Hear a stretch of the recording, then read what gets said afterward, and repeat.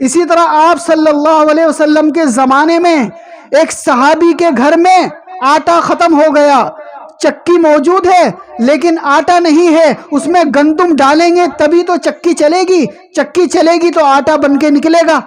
اب آٹا ختم ہو گیا، بیوی نے کہا کہ جاؤ جا کر گندم لے کر آؤ اور تاکہ پھر ہم اپنے کھانے پینے کا انتظام کریں۔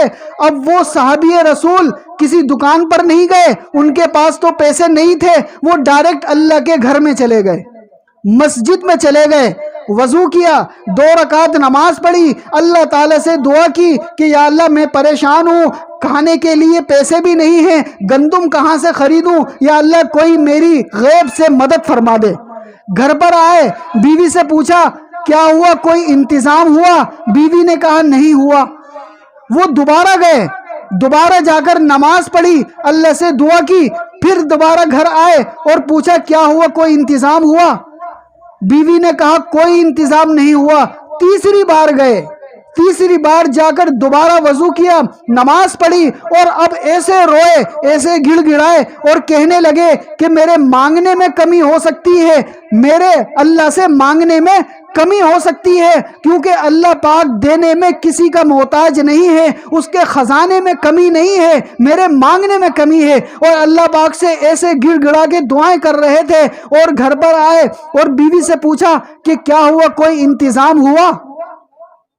بیوی نے کہا کہ وہ چکی خود بخود چلنے لگ گئی، وہ چکی خود بخود چلنے لگ گئی اور اس کے اندر سے آٹا نکلنا شروع ہو گیا۔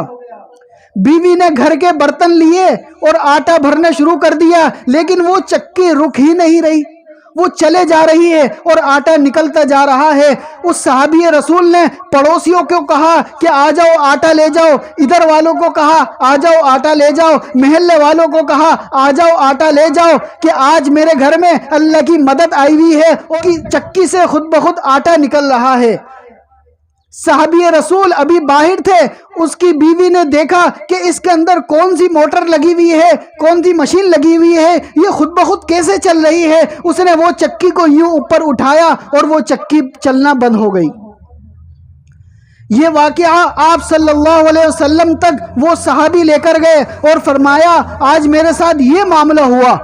آپ صلی اللہ علیہ وسلم نے ارشاد فرمایا اے میرے پیارے، اگر آپ کی اہلیہ، آپ کی بیوی وہ چکی کو نہ اٹھاتی تو یہ چکی قیامت تک چلتی رہتی۔